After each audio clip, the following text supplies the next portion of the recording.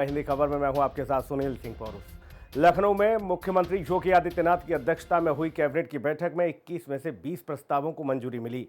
उद्योगों को बढ़ावा देने के लिए एसजीएसटी के साथ ही स्टाम्प ड्यूटी में छूट दी गई है। बागपत में अंतर्राष्ट्रीय योग केंद्र के लिए निःशुल्क भूमि और अयोध्या में विश्व स्तरीय मंदिर संग्रहालय के लिए भूमि बढ़ाने का निर्णय लिया गया है। कैबिनेट ने फैसला लिया कि खेल नियमावली में संशोधन करके खिलाड़ियों की कैंप और यात्रा अवधि को ड्यूटी माना जाएगा और कैबिनेट बैठक में कई विभागों से जुड़े विकास प्रस्ताव को भी मंजूरी दी गई है। रिपोर्ट देखिए। योगी कैबिनेट में 20 प्रस्तावों पर लगी मुहर। एसजीएसटी और स्टाम्प ड्यूटी पर छूट का फैसला। अंतर्राष्ट्रीय योग केंद्र के लिए दी जाएगी जमीन। अयोध्या में होगा भव्य मंदिर संग्रहालय का निर्माण। राजधानी लखनऊ में मुख्यमंत्री योगी आदित्यनाथ की अध्यक्षता में मंत्रिमंडल की महत्वपूर्ण बैठक आयोजित हुई। बैठक में कुल 21 प्रस्ताव पेश किए गए, जिनमें से 20 को कैबिनेट की मंजूरी मिल गई, जबकि निजी अस्पतालों को प्रोत्साहन नीति से जुड़े प्रस्ताव संख्या 14 को पुनः परीक्षण के लिए भेजा गया।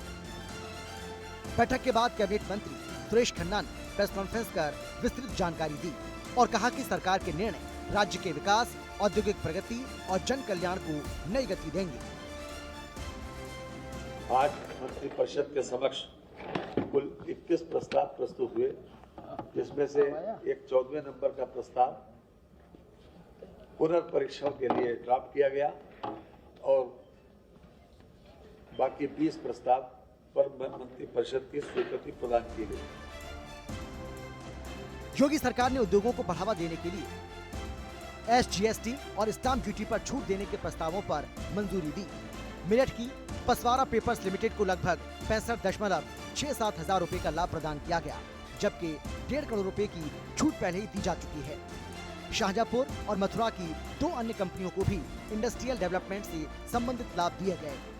सरकार ने समय समय के ऊपर ये जो इंडस्ट्रियलिस्ट को, जो निवेश करने वाले लोग हैं, उनको छूट देने की बात कही, एसजीएसटी में छूट देने की बात कही, स्टाम्प ड्यूटी वगैरह में, तो उसकी कंप्लायंस के आधार पर ये प्रस्ताव नंबर 2 है, उसको अवस्थापना इंडस्ट्रियल डेवलपमेंट का है विशेष रूप से। तो जो नीति के तहत जो इंडस्ट्री स्थापित हुई, ये है मेसर्स पसवारा पेपर्स लिमिटेड, जिला मेरठ। इनका टोटल बनता है 2,15,82,946, जिसमें से 1,50,15,15,711 का भुगतान पहले कर दिया गया। अब आज मंत्रिपरिषद के द्वारा जो स्वीकृति प्रदान की गई वो है 65,67,235 रुपए। इसकी प्रतिपूर्ति पर मंत्रिपरिषद ने अपनी सहमति प्रदान की है।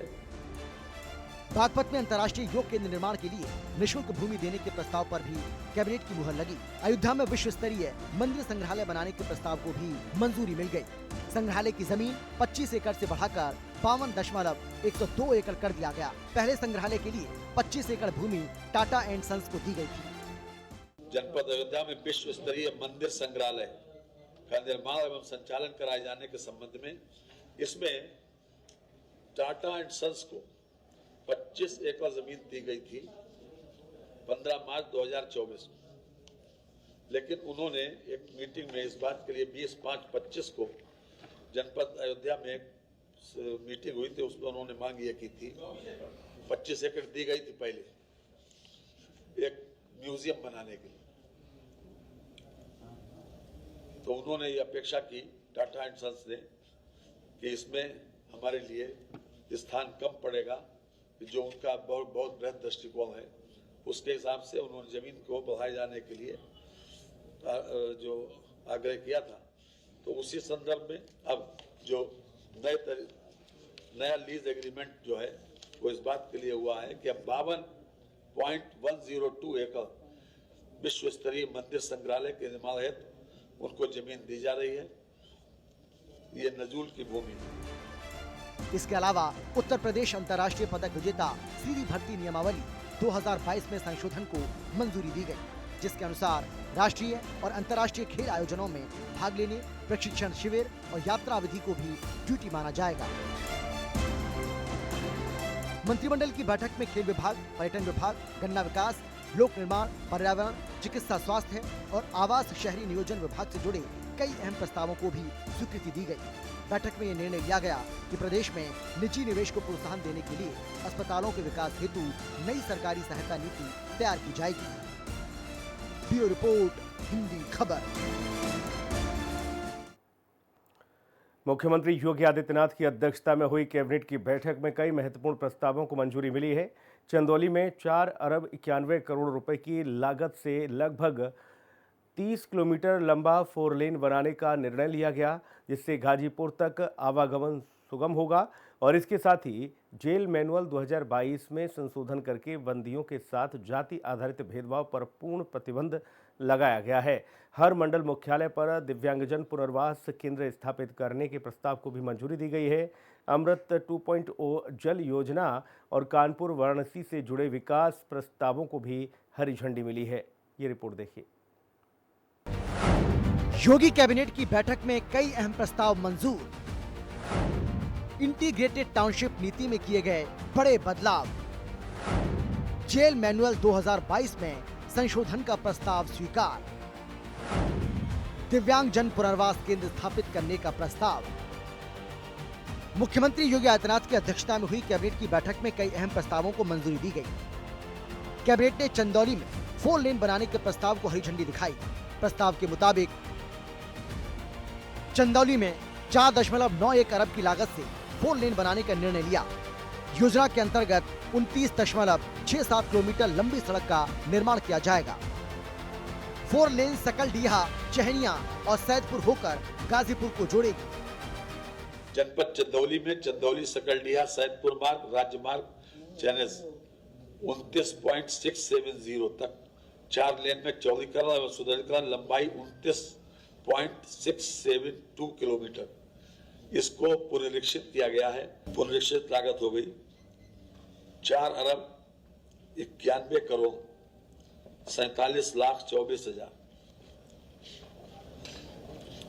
इसका व्यय प्रस्तावित है और 18 महीने में 4 अरब 91 करोड़ 47,24,000। माना जा रहा है कि लंबे समय से लंबित इस परियोजना को आगे बढ़ाने से आवागमन में सुधार होगा। इसके साथ ही कैबिनेट की बैठक में जेल मैनुअल 2022 में संशोधन करने को मंजूरी दी गई, जिसके तहत बंदियों के साथ जाति आधारित भेदभाव पूरी तरह प्रतिबंधित किए जाने का निर्णय लिया गया। कैबिनेट की बैठक में प्रत्येक मंडल मुख्यालय पर दिव्यांगजन पुनर्वास केंद्र स्थापित करने के प्रस्ताव को भी मंजूरी मिली। प्रदेश के प्रत्येक मंडल मुख्यालय पर जिला दिव्यांग पुनर्वास केंद्र की स्थापना एवं संचालन राज्य सरकार के संसाधनों से किए जाने के संबंध में ये एक व्यवस्था खास तौर से दिव्यांगों के लिए ये की जा रही है कि मंडल मुख्यालयों पर इस प्रकार का एक दिव्यांग पुनर्वास केंद्र स्थापित किया जाए। इसमें खास तौर से दिव्यांगजनों का सर्वेक्षण, चिन्हांकन, दिव्यांग शिविरों का आयोजन, सहायक उपकरणों की मरम्मत, कृत्रिम अंग, सहायक उपकरण हेतु चिन्हांकन, फिटमेंट, चाल, उपयोग, प्रशिक्षण, निर्माण के वितरण, दिव्यांगता की रोकथाम, जागरूकता, प्रारंभिक पहचान और सक्रिय हस्तक्षेप, सरकारी योजनाओं का सुगमता पूर्वक लाभ प्राप्त करने में सहायता, दिव्यांग व्यक्तियों के लिए दिव्यांग प्रमाण पत्र UDID कार्ड जारी करने में सहायता तथा परामर्श, फिजियोथेरेपी, स्पीच थेरेपी आदि प्रदान किया जा सकेगा। इंटीग्रेटेड टाउनशिप नीति में बड़े बदलाव। कानपुर बरेली में अमृत 2.0 जल योजनाएं मंजूर। कैबिनेट ने फैसला लिया कि इंटीग्रेटेड टाउनशिप नीति 2005 और 2014 के तहत निष्क्रिय परियोजनाओं को निरस्त कर सक्रिय परियोजनाओं को पूरा करने की नई नीति लागू की जाएगी। इस फैसले से रुकी हुई आवासीय परियोजनाओं को गति मिलेगी और आर्थिक विकास को बढ़ावा मिलेगा। इसके अलावा कैबिनेट बैठक में कानपुर, बरेली और दूसरे कई शहरों में अमृत 2.0 जल योजनाओं के लिए वित्तीय स्वीकृतियां दी गई हैं।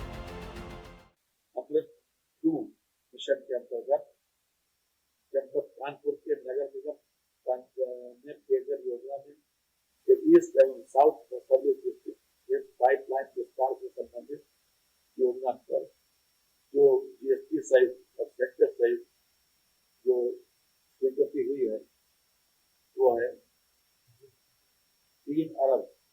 11,78,88,000 रुपया आज स्वीकृत कर दिया गया। इसमें खास तौर से 33 वार्ड लाभान्वित होंगे। इसमें खास तौर से केंद्रांश है, 25% केंद्रांश और 67% राज्यांश और 8% निकायांश। इस प्रकार से जो पैसा स्वीकृत हुआ है उसमें भारत सरकार का 76,10,32,000, राज्य सरकार का 182,64,77,000 तथा निकाय अंश 45,66,00,000 सम्मिलित। कैबिनेट की बैठक में कानपुर में नजूल की जमीन को हॉस्पिटल बनाए जाने के संबंध में कानपुर विकास प्राधिकरण को हस्तांतरित किए जाने का प्रस्ताव पास हुआ। साथ ही वाराणसी के डॉक्टर संपूर्णानंद स्पोर्ट्स स्टेडियम को उच्च स्तरीय बनाए जाने के संबंध में MOU के प्रस्ताव को भी मंजूरी मिली। ब्यूरो रिपोर्ट, हिंदी खबर।